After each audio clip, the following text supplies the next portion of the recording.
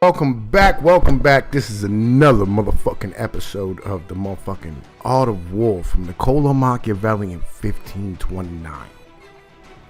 It's a beautiful book, and where we left off last time was talking about the training of the fucking soldiers. And I'm gonna continue with this today in the next paragraph, and Fabrizio's talking. As to the teaching of the use of arms, if they were trained in this way, they had the young men put to arms and armor which weighed more than twice that of the real regular ones. So it's like a samurai jack, you jump good type of situation. And as a sword, they gave them a leaded club, which in comparison was very heavy.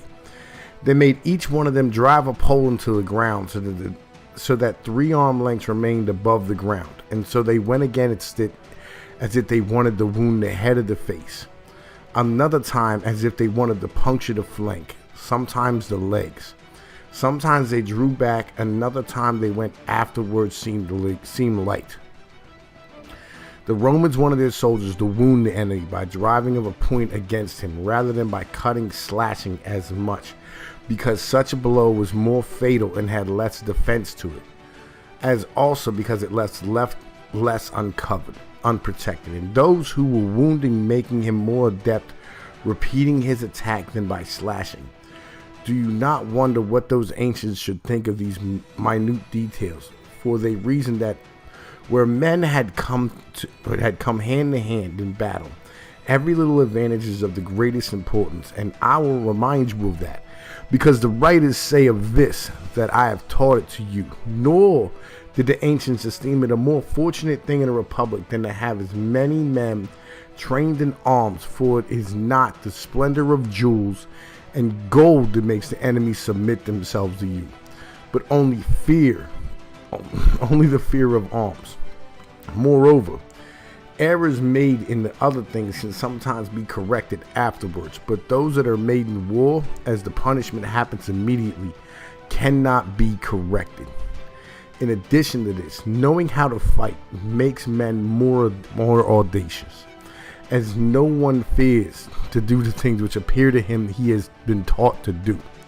The ancients therefore wanted their citizens to train in every warlike activity, and even had them throw darts against a pole heavier than the actual ones, which exercise, in addition to making men experts in throwing, also makes them arm more limber and stronger. They also taught them how to draw the bow and the sling, and placed teachers in charge of doing all those things, so that men were selected to go to war. They were already soldiers in spirit and disposition. Nor did these remain to teach them anything else than to go by the orders and maintain themselves in them, whether marching or combating, which they easily taught by mixing themselves with them, so that by knowing how to obey the orders, they could exist longer in the army. Man, listen, your social shit, you know what I mean, how you live your life on some basic shit, bleeds into how you conduct yourself in war, conduct yourself as a society, right? And we've lost this, like, absolutely today. We fucking just lost the fuck out of this. And I found myself yesterday, I was sitting here listening to Mad Dodge talk about the Civil War.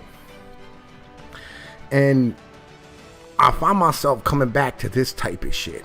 Going, didn't these motherfuckers read any of this? Like, it's pretty understandable. It's broke down pretty easily how to do things, how to handle your business. Like, I know that the people who started the country read this. I know Jefferson read this. You know what I'm saying? Like, I know Adams read this. You know what I mean? Franklin read this. And they all had much respect for it. But after that, it just seemed it was left to nothing. We need to get back to knowing some shit like this. Just kind of where I'm at. Fabrizio. Many of those which have been mentioned, like running, wrestling, making them jump, making them work hard on the arms, heavier than the ordinary, making them draw the crossbow and the sling, which I would add to the light gun, a new instrument, as you know, and a necessary one. And I would accustom all the youth of my state to this training, but that part of them whom I have enrolled to fight, I would especially train with greater industry and more solicitude. I would train them always on their free days. I would also desire that they be taught to swim, which is a very useful thing because there are not always bridges at rivers nor ships ready. So that your army does not know, if your army does not know how to swim, it may be deprived of many advantages and many opportunities to act well are taken away. The Romans therefore arranged that the young men be trained in the field of Mars, so that having the river Tiber nearby, they will be able, after working hard and exercise, to land to refresh themselves in the water and exercise them in their swimming.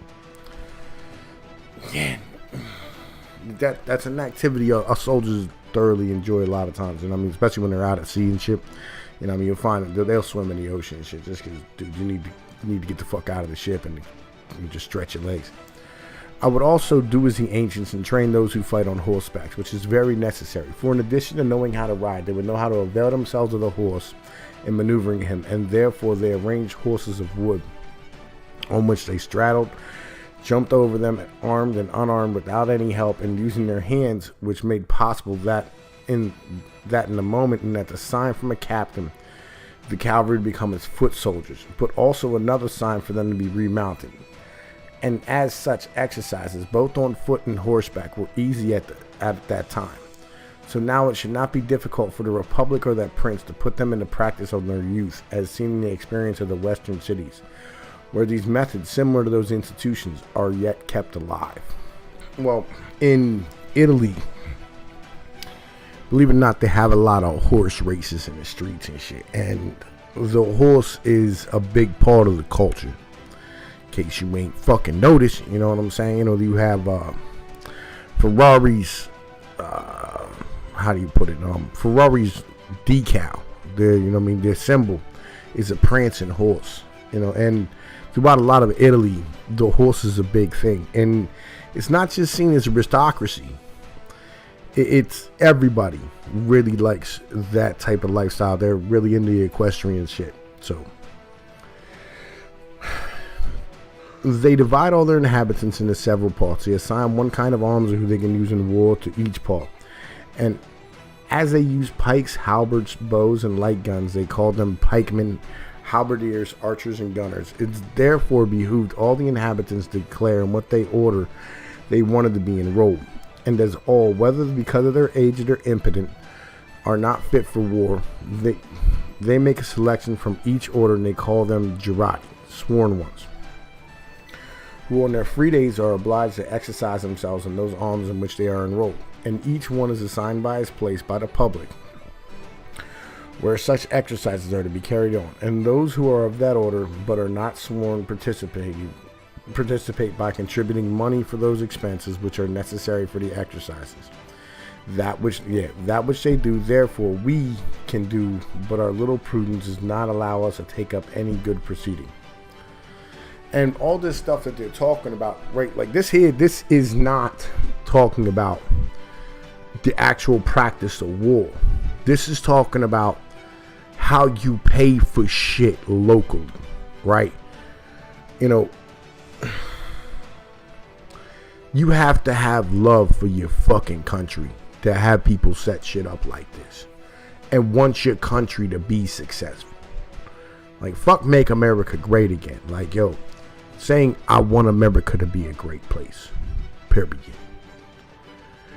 That shit there is a big thing that I don't think a lot of people really understand. You know what I mean? Like, you have people who you can't serve in the military, but you still want your fucking, you know what I mean? You want your military to be strong and protect you. You come up out of your pockets and help pay for things. Like, you know what I mean? Practice weapons or fucking, you know, shoes for a horse, whatever the case might be. You chip in. That's fucking beautiful. From these exercises, it resulted that the ancients had good infantry, and that those of the West had better infantry than ours. For the ancients exercised either at home, as did those in the republics, or in the armies, as did those of the fucking emperors. For the reasons mentioned above, but we do not want to exercise at home, and we cannot do so in the field because they are not our subjects, and we cannot obligate them to our exercises than they themselves want. The reason has caused the armies to die out first, and the institutions, so that the kingdoms and the republics, especially the Italian, exist in such a weak condition today. Holy fuck, dude. Holy fuck. That is goddamn ridiculous.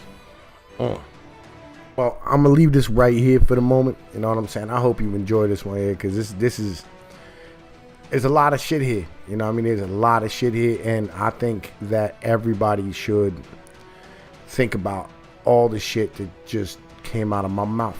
You know what I mean? All the words that was on that page. You know what I mean? I'm gonna holla at y'all. All right? Peace.